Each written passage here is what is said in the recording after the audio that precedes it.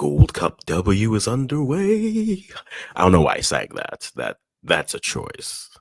This time of the day. Y'all are watching this, be like, why is this man trying to sing? Anyways, we're back talking about Gold Cup W. Day 1 is underway. Technically, it's day 2/3, but the group stage starts today. So for me, it starts today. I'm sticking by my tweets. Anyways, guys, like I said, we're the Africans.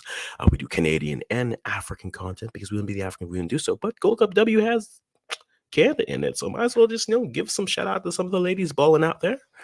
So we had 2 games on match day 1 for the Gold Cup W. We had Mexico versus Argentina, as you can see here. Then you have the US versus Dom Rep. We're going to quickly go over these. We're going to give you guys these short, condensed games and some of my thoughts on them. And you guys leave me in the comments below.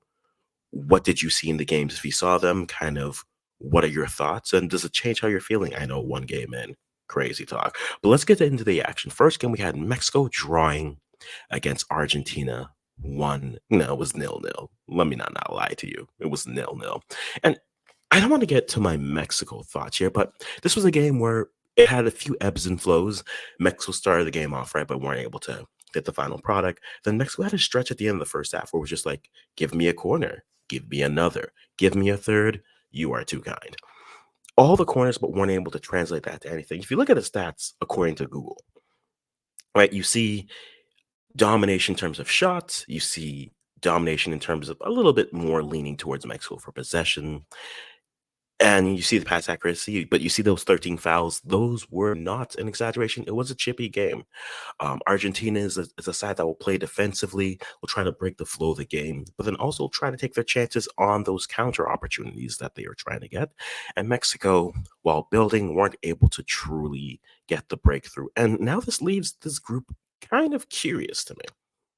I did say in our preview video, I feel like Group A and Group C have the most points available because there's a bit of a unknown with more of the teams than one. Group B just feels like it'll just be a slugfest, right? Those teams all fairly, experienced in terms of where they got. So I feel like that will be a slugfest. But in Group A and Group C, I think both teams that look at this, they're looking at an opportunity that they've missed. Because if one of these had 3 points, I think that sets them up very well. I don't think Dom Rep is as bad as their scores showed. I think they'll always be a solid defensive team. But which of those 3 teams is going to start to try to play a bit more offensively going through?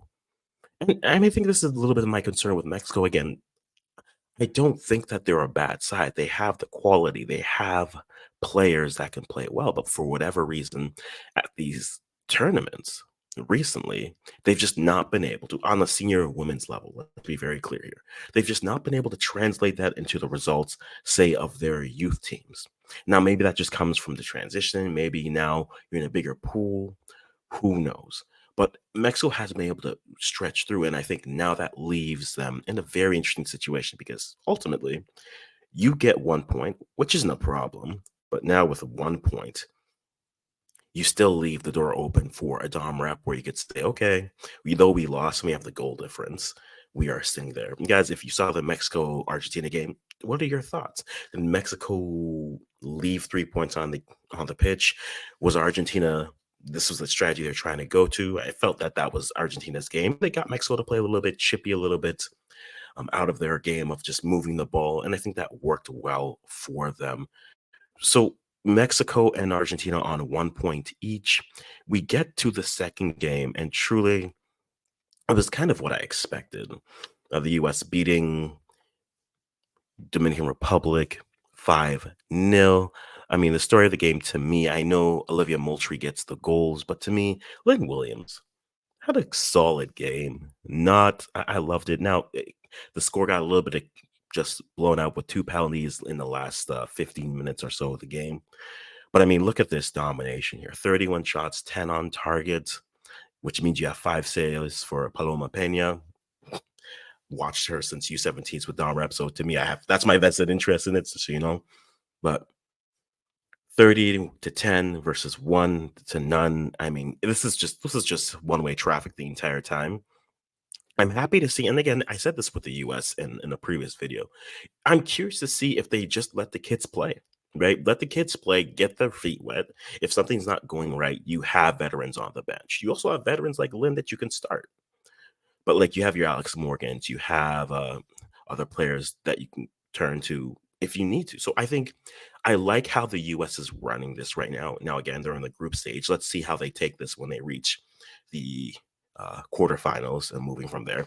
But I liked what we saw. And in terms of Dominican Republic, I loved, though yes, they gave up 5 goals defensively. You saw what they were trying to do, trying to stay solid, try to stay compact, not give too much. But I mean, on an individual basis, the one-on-one battles, Mitch Purse, getting Lynn Williams in the space, Olivia manipulating the space, getting to herself some opportunities to score. You can't always have an answer for that. But I liked some of the things I was seeing from Dominican Republic. And I think they do set themselves interestingly to get out. Now, maybe that's the bias because Paloma Pena is like someone I've watched from, and we're going to stop doing that. But I think it wouldn't be impossible, and I said this in the previous video as well. It's not inconceivable to say, "Hey, Dominican Republic could finish with 4 points and then get out of the group stage." That would not be an impossible thought to me. Nor would it be that they got 0. So I think Group A sets up very interestingly from that standpoint because now we have a conversation in terms of where the group sits and where the group stands. So right now you have the U.S. with 3 points, you have Argentina and Mexico with 1 point, and then you have Rep with none. Coming up today, guys, we have Panama v Colombia and Puerto Rico versus Brazil. Group B is going to be a spicy slugfest. And I like the familiarity. That game, that's the early game. Panama versus Colombia. I'm curious to see how both sides play. I know Colombia has the names that will really draw and people look at that. But I mean, Panama's a side that showed well at the World Cup. So I don't think they'll walk into this game and be too intimidated. At the same time, this is Colombia. And so I'm very much curious. I'm excited to see how this game goes off. And then you have Brazil versus Puerto Rico.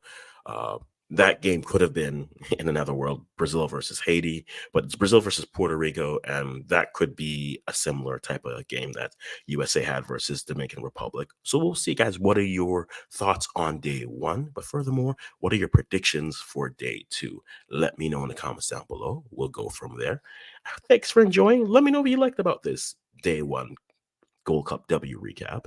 And until next time, all I say is bye-bye for